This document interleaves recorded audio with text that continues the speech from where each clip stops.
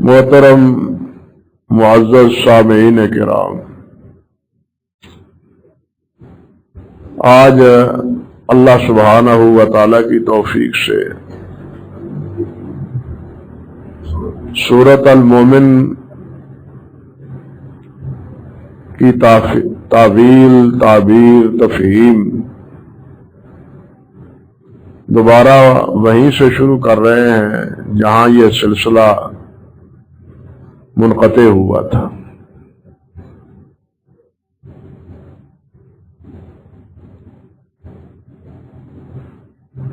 اور یہ آیت ہے آیت نمبر 27۔ واقعہ پیچھے سے چلا آ رہا ہے حضرت موسیٰ علیہ السلام کا اور فرعون کا، فرعون اور آل فرعون کا۔ یہ موسیٰ علیہ السلام نے جب اللہ سبحانہ و تعالیٰ کے حکم سے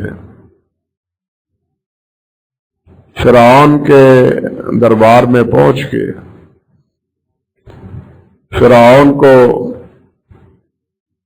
اللہ وحدہ لا شریک کی وحدانیت اور اللہ کی بندگی کا حکم دیا، اور ساتھ یہ بھی فرمایا کہ بنی اسرائیل کو جو عرصے سے تم نے غلام بنا رکھا ہے ان کو آزاد کر دو، ان کو میں یہاں سے لے جانا چاہتا ہوں، مصر سے میں لے جانا چاہتا ہوں۔ ہماری ارض موعود وہ شام ہے، دمشق ہے، مصر نہیں ہے، تو میں بنی اسرائیل کو وہاں لے جانا چاہتا ہوں اور ان کو میرے ساتھ بھیج دو۔ مگر فرعون ٹس سے مس نہ ہوا، اس کی دعوت توحید کا بھی مذاق اڑایا اور بنی اسرائیل کے بارے میں دوبارہ یہ آرڈر جاری کر دیا کہ ان کے جتنے بچے آئندہ ہوں ان سب کو قتل کرو۔ ایک تو مرحلہ وہ تھا جب اس نے یہ حکم دیا تھا، جب انہیں اس کے نجومیوں نے، جادوگروں نے یہ بتلایا تھا کہ ایک بچہ ایک پیدا ہونے والا ہے جو تمہاری بادشاہت کی تباہی کا باعث بنے گا، تو اس وقت بھی اس نے بنی اسرائیل کے بچوں کو ہی قتل کرنے کا حکم دیا۔ مگر اللہ سبحانہ و تعالی کی یہ قدرت کاملہ ہے کہ اللہ سبحانہ و تعالی نے موسیٰ علیہ السلام کو فرعون ہی کی گود میں پالا اور پوسا۔ یہ اس مالک کی قدرت ہے اور اس کا فیصلہ ہے، وہ جو چاہے فیصلہ فرمائے، کوئی بڑی سی بڑی طاقت اس کے فیصلے کے آگے آڑ نہیں بن سکتی، رکاوٹ نہیں بن سکتی۔ ایک مرحلہ تو وہ تھا، اور دوسرا مرحلہ اس وقت جس وقت کہ حضرت موسیٰ علیہ السلام نے اللہ کے حکم سے دعوت توحید بھی دی اور بنی اسرائیل کی آزادی کا فرعون سے کہا۔ اس وقت ہی اس نے کہا جس طرح کہ یہ پہلی آیات میں اللہ ذوالجلال نے بیان فرمایا۔ اور موسیٰ علیہ السلام کے بارے میں تو اس نے یہ بات کہہ دی کہ میں اب اس کو قتل ہی کر دوں، ضروری اقتل موسیٰ وَلْيَدْعُ رَبَّهُ انی اخاف ان یبدل دینکم او ان یظہر فی الارض الفساد۔ یہ تمہارے دین کو بدل دے گا، تمہارے طور طریقے بدل دے گا، تبدیل کر دے گا۔ جو باپ دادا سے تمہارا طریقہ چلا آ رہا ہے اس سب کو ختم کر دے گا اور زمین میں فساد برپا کر دے گا۔ جو سب سے بڑا فسادی ہے وہی کہتا ہے پیغمبر کے بارے میں کہ یہ فساد پیدا کرے گا۔ الٹی گنگا ہے نا یہ۔ توحید کی دعوت، اس سے فساد کی جڑ کٹتی ہے، لیکن مشرکین توحید کی دعوت کو ہی فساد کا ذریعہ سمجھتے ہیں۔ کیوں؟ اس لیے کہ اس دعوت کو سارے ماننے کے لیے آمادہ ہوتے نہیں جلدی. شرک ایسا رچا بسا ہوتا ہے طبائع میں، ابن ان جدن، باپ دادا سے، کہ انسان اس کو چھوڑ نہیں سکتا. باپ دادا کے طور اطوار بھی چھوڑنے بہت مشکل ہے. خاندانی رسم و رواج کو خیر بات کہنا بھی بہت بڑا مشکل ہے. ماحول اور معاشرے کے برعکس کتاب و سنت کی تابعداری یہ بہت مشکل مسئلہ ہے، آسان نہیں ہے. اللہ اکبر کبیرہ. تو فرعون نے کہا کہ میں تو موسیٰ علیہ السلام کا کام ہی تمام کر رہا ہوں. نبی علیہ السلام کے بارے میں بھی بالآخر کفار مکہ نے یہی کیا تھا نا. حضرت موسیٰ علیہ السلام اور حضرت محمد رسول اللہ صلی اللہ علیہ وسلم کو کئی اعتبار سے مماثلت ہے. نبی علیہ السلام بھی نکلے، سارے خاندان اور قبائل مل کے دروازے میں کھڑے ہو گئے، لیکن جس کو اللہ بچائے اس کو کون مار سکتا ہے؟ وہ درمیان ہی سے نکل گیا، ان کو پتہ ہی نہ چلا.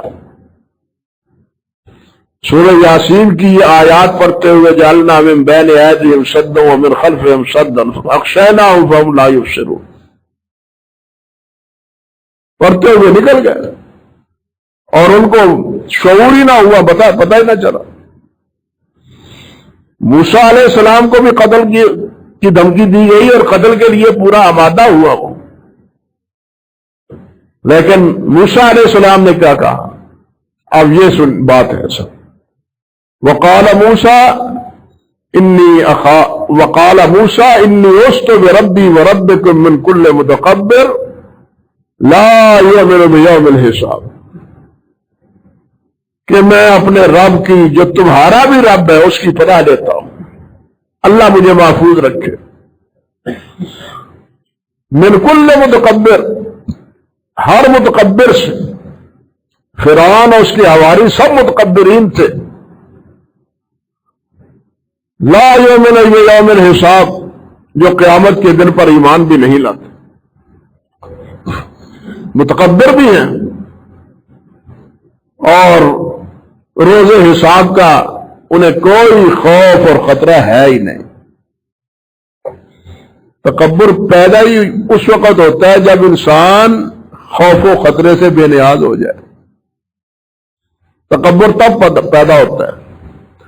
اور اگر قیامت کا کوئی خوف نہ رہے تو انسان پھر کوئی کام بھی سیدھا نہیں کر پاتا، سب الٹے کام کرے گا، سب نافرمانی اس کے لیے آسان بنا دی جاتی ہے. تو موسیٰ علیہ السلام نے اس کے اس ارادے سے بچنے کے لیے اللہ کی پناہ لی. سورۃ الدخان میں اللہ ذوالجلال نے یہی بات بیان فرمائی کہ موسیٰ علیہ السلام نے فرمایا انی عصت بربی وربکم ان ترجمون،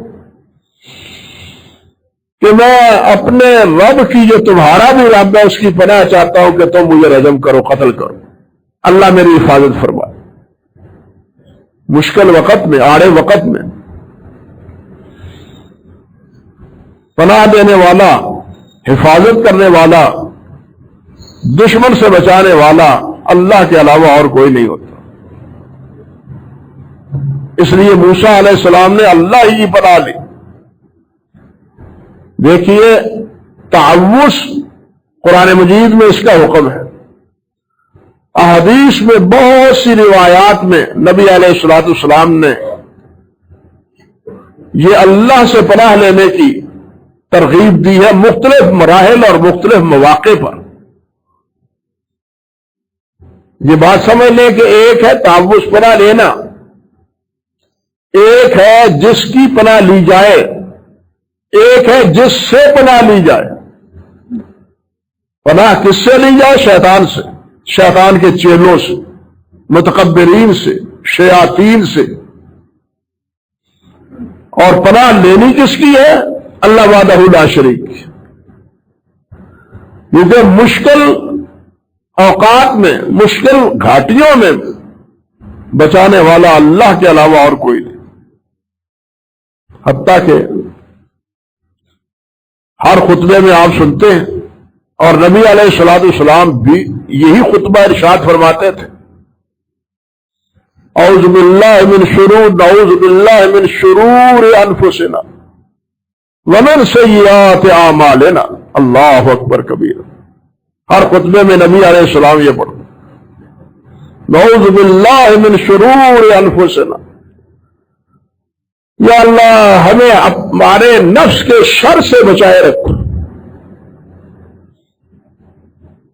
شیطان کا شر تو ہے ہی ہے،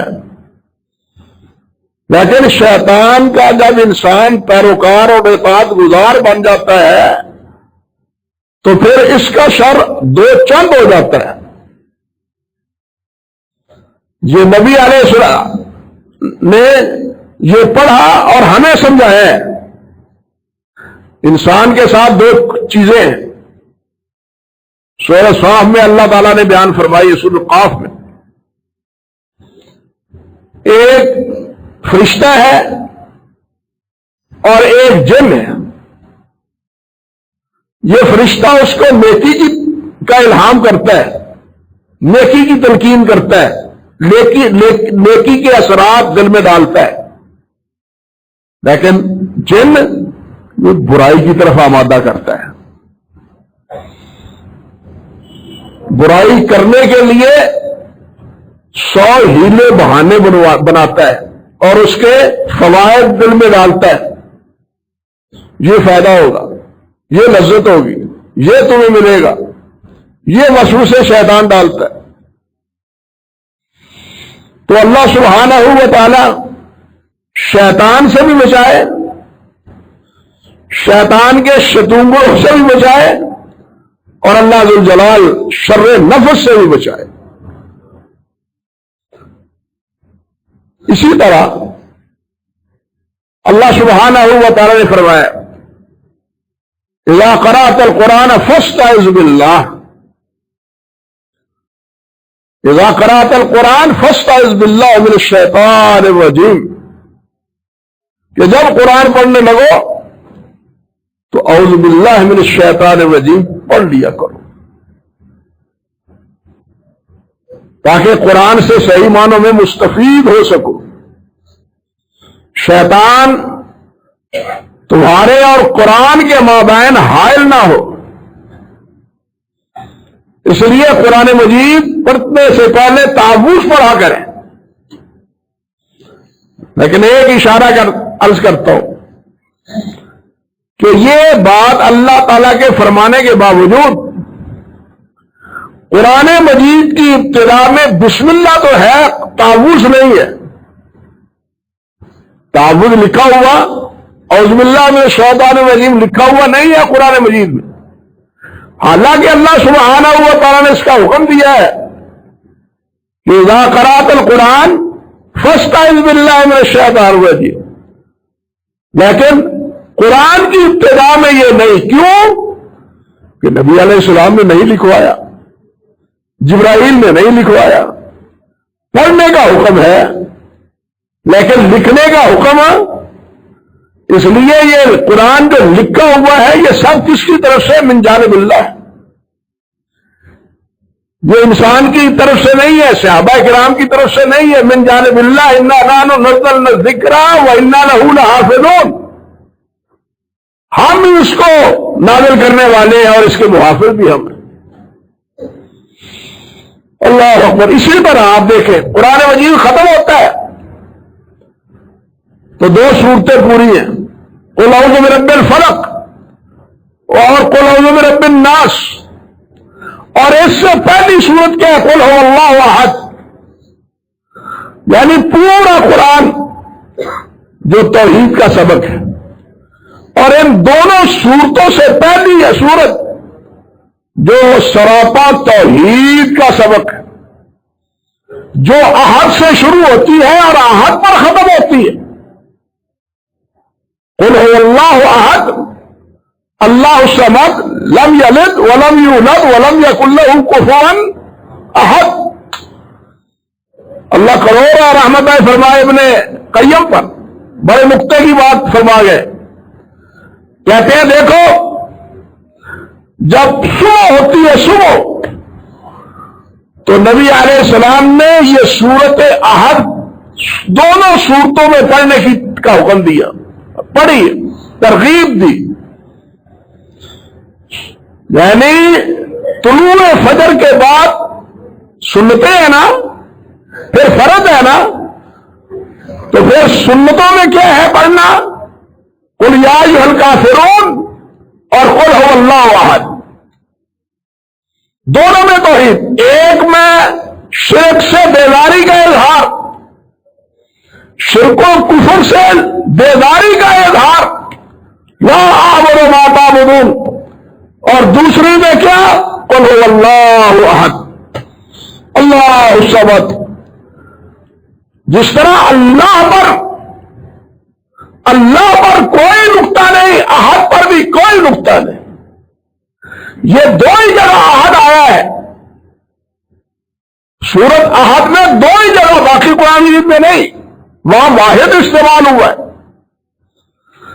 اللہ اکبر کبیرہ. اور جب غروب آفتاب ہوتا ہے مغرب پڑھتے ہیں تو مغرب کے بعد کی دو سنتوں میں بھی مسنون کیا ہے؟ یہی قل یا ایھا الکافرون اور قل ھو اللہ احد.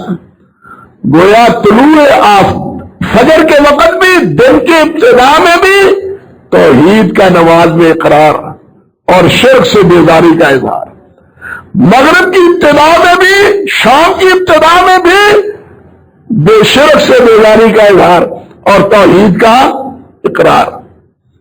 اللہ اکبر کبیرہ. کتنی حکمتیں ہیں نبی علیہ السلام کی پیروی میں اور نبی علیہ السلام کے معمولات اور آپ کے اعمال. اللہ اکبر کبیر. تو قرآن مجید کے اختتام پر اسی سورت کے آخر میں قل اعوذ برب الفلق من شر ما خلق, قل اعوذ برب الناس ملک الناس الہ الناس من شر الوسواس الخناس.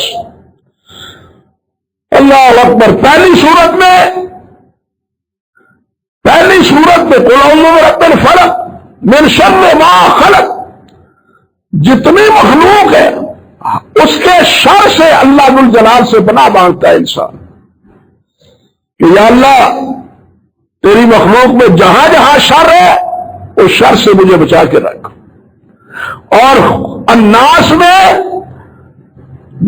میں یہ شرک اور شیاطین کے اثرات سے پناہ ہے, اور وہ بھی تین اللہ ذو الجلال کی صفات کے ساتھ. اعوذ برب الناس مالک الناس الہ الناس. رب کا ہونا, الہ کا ہونا, مالک کا ہونا, الہ کا ہونا. جو مالک ہے وہی رب ہے, جو رب ہے وہی معبود ہے, کوئی اور معبود نہیں ہے. آپ سورۃ فاتحہ میں کیا پڑھتے ہیں؟ الحمدللہ ہے رب العالمین الرحمن الرحیم مالک یوم الدین, مالک یوم الدین. تیسرے مرحلے پر ایاک نعبد و ایاک نستعین, وہاں بھی عبادت ہے, وہاں بھی مالکیت ہے, وہاں بھی ربوبیت ہے. تو ان آخری دو صورتوں میں گویا یہ سمجھایا اور سبق ہے کہ یہ سارا قرآن مجید باعث ہدایت ہے. اللہ نے ہدایت کے لیے نازل کیا ہے, لیکن جب تک تم شیطان کے وساوس سے بچو گے نہیں اور شیطان کے شتونگروں کے وساوس سے نہیں بچو گے, اس وقت تک تم توحید پہ قائم نہیں رہ سکتے, تمہیں توحید کی سمجھ نہیں آ سکتی. اس لیے کیا فرمایا؟ قل اعوذ برب الناس ملک الناس الہ الناس من شر الوسواس الخناس. یہ وسوسے ہیں الذی یوسوس فی صدور الناس اور ڈالنے والے کون ہیں؟ من الجنت والناس، وہ شیاطین بھی ہیں اور انسان بھی ہیں، انسان بھی ہے، وہ انسان سمجھے، لیکن جو انسان خرافات کی طرف، شرک کی طرف، بدعات کی طرف رہنمائی کرتا ہے، وہ کس شمار کتار میں ہے؟ وہ کس شمار کتار میں ہے؟ وہ اسی شمار میں ہے من الجنت والناس، ہے انسان نما، لیکن ہے کن کا ساتھی؟ شیاطین کا۔ کیوں؟ شیطان ہی توحید کا مخالف ہے، شیطان ہی رب کی الوہیت کا مخالف ہے، شیطان ہی رب کی ربوبیت کا مخالف، اور اس کے شتونے بھی پھر یہی کچھ کرتے ہیں۔ وہ بھی کہتے ہیں مالک، اللہ کو مالک کا اکیلے نہیں رہنے دیتے۔ مشرکین جب کہیں جاتے تو وہ کہتے تھے اعوذ بسید ھذا الوادی، اس وادی کا جو ہے نا سردار، کنٹرول جس کے، میں اس کی پناہ مانگتا ہوں۔ اللہ نے سمجھایا نہیں، اس وادی کا کوئی اور مالک نہیں، ایک اور مالک ہے، اللہ ہے۔ کیا ہمارے اندر یہ تو تصور نہیں ہے کہ فلاں جگہ کا اور فلاں ایریے کی بادشاہت اور اختیارات وہ سارے فلاں حضرت کو سونپ دیے گئے، فلاں کو دے دیے گئے؟ واہ مسلمان، کس کس بات پر مسلمان کی اس کردار اور عمل پر ماتم کیا جائے۔ اللہ نے ابتدا میں فرمایا مالک الناس، قرآن کی ابتدا میں بھی اور قرآن کے اختتام پر بھی یہی سبق دیا، قل اعوذ برب الناس مالک الناس، سب کا مالک وہ ہے۔ لیکن مشرک اس کو نہیں مانتے تھے، آج بھی مشرک اس کو نہیں مانتے، حالانکہ یہ کلمہ پڑھتے ہیں نا، جس کو کلمہ تمجید کہتے ہیں، لا الہ الا اللہ وحدہ لا شریک لہ لہ الملک ولہ کس منہ سے پڑھتے ہو؟ شرم آنی چاہیے لہ الملک ولہ الحمد کہنے والے کو، جو پھر یہ کہے کہ فلاں ایریا تو فلاں کو دے دیا گیا۔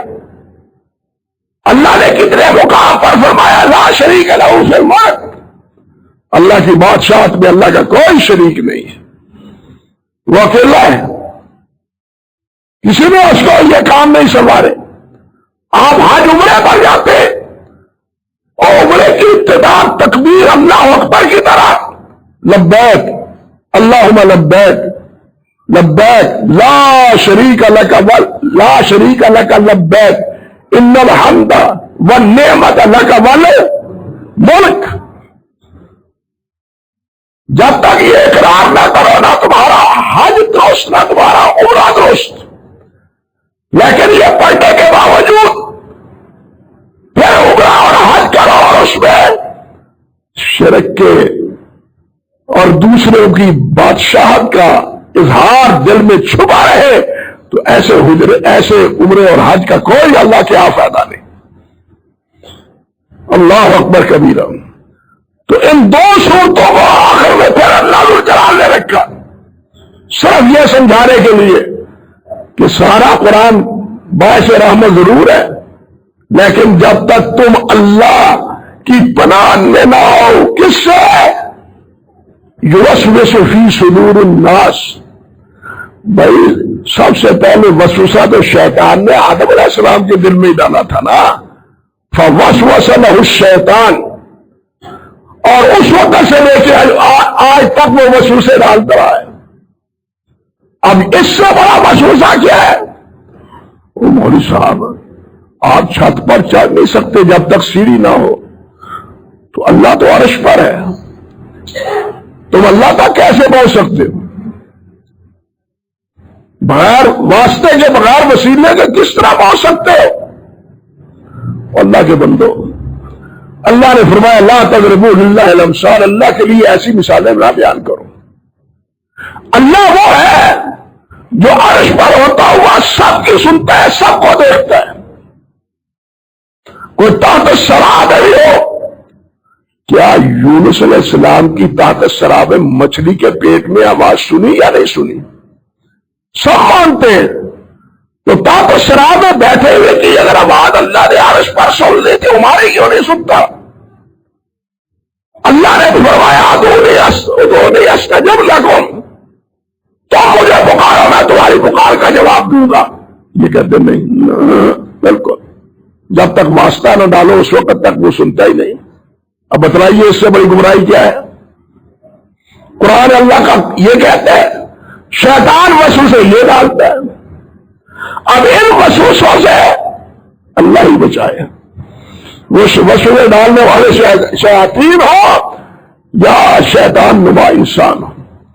اس لیے ان دونوں صورتوں کو قرآن کے آخر میں اللہ ذوالجلال نے رکھا ہے. اور قرآن پڑھنے سے پہلے بھی اللہ ذوالجلال نے فرمایا اذا قرأت القرآن فاستعذ باللہ من الشیطان الرجیم. جب قرآن پڑھنے لگو تو اللہ کی پناہ میں آ جایا کرو تاکہ قرآن صحیح سمجھ آئے، قرآن کا اثر دل پر ہو، قرآن کے جو فوائد اور ثمرات ہیں ان سے تم مستفید ہو سکو. لیکن یہ صرف زبان سے نہیں ہونا چاہیے، یہاں صرف زبان سے نہیں ہونا چاہیے بلکہ دل کے استحضار سے ہونا چاہیے. یا ایک بات کہتا ہوں، عرض کرتا ہوں، ہمارے ہاں ہمارے بعض نیک لوگوں نے جی ایک ذکر ہے زبان کا، ایک ذکر ہے دل کا. پھر دل کے ذکر کے لیے جناب یہ ہے دل کے نیچے ایک اور جگہ ہے. پھر ایک ہے سلطان الاشکار، کئی انواع بنائی ہے. حالانکہ ذکر زبان کا ہے، دل کا تعلق ان الفاظ سے استحضار کا ہے. بات سمجھے؟ دل کا ذکر نہیں. ہمارے ہاں جو مشہور ہے مجھے یہ مولوی تو زبان نہیں کرتے نے، دل نہ نہیں کرتے. بات سمجھے؟ دل نہ نہیں کرتے. دل کا ذکر کیا ہے؟ دل ذکر نہیں کرتا. زبان کے جو الفاظ ہیں دل ان کی ترجمانی کرتا ہے اور ان کو سمجھتا ہے. انسان اس کو سمجھنے کی کوشش کرتا ہے، ورنہ ذکر زبان سے مطلوب ہے. نبی علیہ السلام نے کیا فرمایا تھا؟ لا یزال لسانک رطبا بذکر اللہ، کہ تیری زبان ہمیشہ ذکر سے تر رہے. کیا کسی حدیث میں آتا ہے کہ تیرا دل زبان ذکر سے تر رہے؟ کسی حدیث میں نہیں ہے. یہ ہے لا یزال لسانک رطبا بذکر اللہ، اللہ کے ذکر سے تمہاری زبان تر رہنی چاہیے. اور یہی بات فرمائی من کان آخر کلامہ لا الہ الا اللہ، جس کا آخری بول لا الہ الا اللہ ہو گیا اللہ اس کو معاف کرے گا، داخل الجنہ، اللہ اس کو معاف فرمائے. تو یہ ذکر یہ اصل زبان کا عمل ہے. شکر دل کا بھی ہے زبان کا بھی ہے، لیکن ذکر زبان کا ہے مگر ساتھ دل کا استحضار ہے. میں نے کئی بار یہ بات عرض کی ہے. ہم نماز پڑھتے ہیں، نماز ذکر ہے یا نہیں؟ آخر الصلاۃ لذکری، موسیٰ علیہ السلام سے اللہ نے فرمایا کہ اے موسیٰ میرے ذکر کے لیے، میری یاد کے لیے نماز پڑھو. لیکن وہ نماز جو پڑھ لی جائے اور جس میں انسان غافل رہے، اس کی زبان اس کے دل کی ترجمان نہ ہو. جو الفاظ زبان سے نکل رہے ہیں دل میں اس کا احساس نہ ہو تو بھائی وہ نماز صحیح رخ نہیں دیتی. اللہ نے کیا فرمایا ہے؟ اللہ ذوالجلال نے فرمایا ہے لا تقربوا الصلاۃ وانتم سکارا، جب تم نشے کی حالت میں ہو نماز نہ پڑھو، نماز تب پڑھو جب حتی تعلموا ما تقولون، تمہیں پتا ہو تم کیا کہہ رہے ہو۔ ہم زبان سے گئے الحمدللہ رب العالمین، تو دل میں یہ ہے کہ میں اللہ کی حمد کہہ رہا ہوں، الرحمن الرحیم مالک یوم الدین۔ صرف زبان نہ ہو، دل یہ زبان کے ساتھ جڑا ہوا ہو، ایاک نعبد و ایاک نستعین، زبان ہی سے نہ دل ہی سے اعتراف ہو میرا معبود بھی وہی ہے، میرا مددگار بھی اور معاون بھی وہی ہے، دل میں بھی وہی بات ہو، زبان میں بھی وہی بات ہے، یہ ہے مجھے معلوم ہو کہ میں کیا کہہ رہا ہوں۔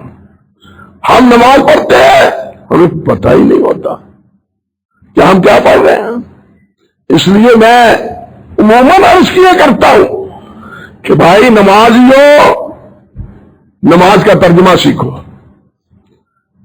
نماز میں لذت حاصل کرنی ہے تو نماز کا ترجمہ سیکھو، بغیر ترجمہ سیکھے نماز پڑھیں گے تو آپ پڑھتے تو رہیں گے لیکن نماز کا لطف نہیں آئے گا۔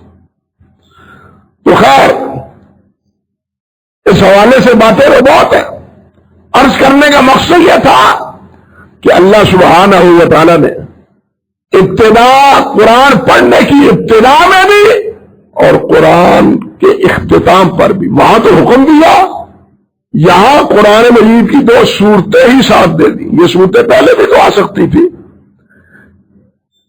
قرآن مجید کی یہ صورتیں، یہ ترتیب یہ بھی صحابہ کرام کی نہیں ہے، یہ بھی نبی علیہ السلام کی بتلائی ہوئی ہے۔ ایک سورت کی آیات مختلف اوقات میں نازل ہوئی ہے، نبی علیہ السلام فرمایا کرتے تھے کہ یہ آیت فلاں سورت میں فلاں جگہ رکھو، یہ سورت فلاں سورت کے بعد رکھو،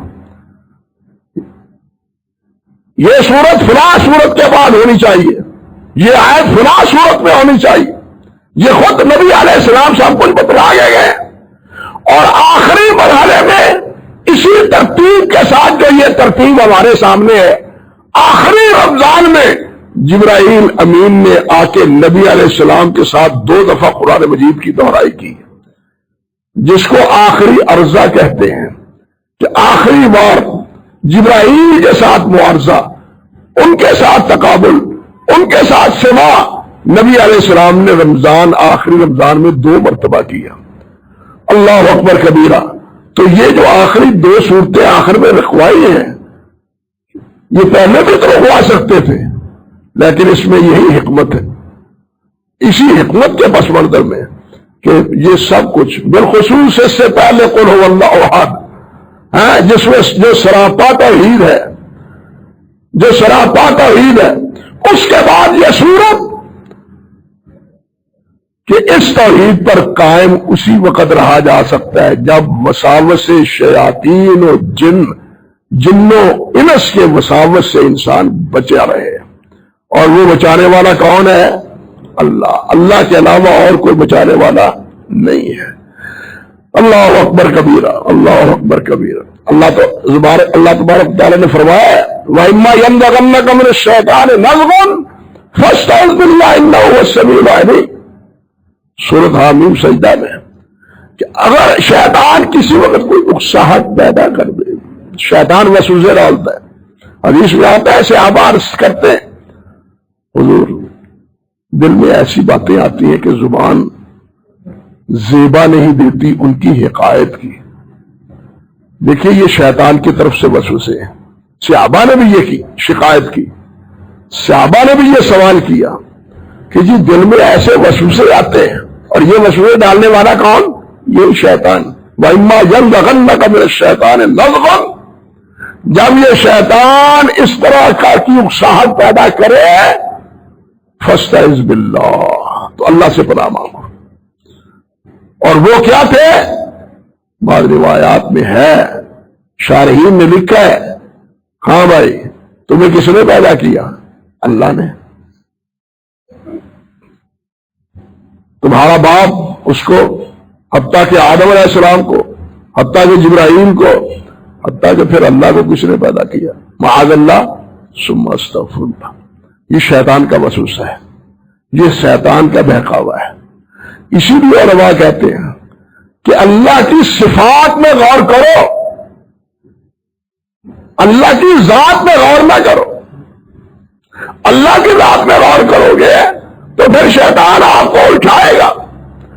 شیطان تو اللہ کے صفات میں بھی اٹھاتا ہے، لیکن صفات میں اللہ سبحانہ و تعالیٰ نے ایسے کھول کے مسئلے اور صحابہ کرام نے بیان فرما دیے کہ جہاں الجھاؤ بہت کم ہوتا ہے یا اس کا حل بادی نظر میں موجود ہوتا ہے، مگر اللہ رب العزت کی ذات گرامی کے بارے میں جب تک تصور کرو گے تو پھر شیطان کے وسوسوں سے نکل نہیں سکو گے۔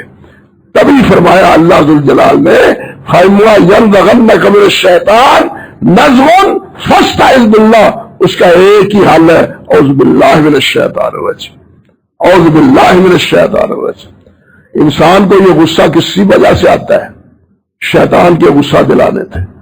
انسان غصے میں آتا ہے، گھروں میں جھگڑے ہوتے ہیں، اختلاف ہوتا ہے، لڑائی ہو جاتی ہے، میاں بیوی کی ہوتی ہے، باپ بیٹے کی ہوتی ہے، لیکن وہ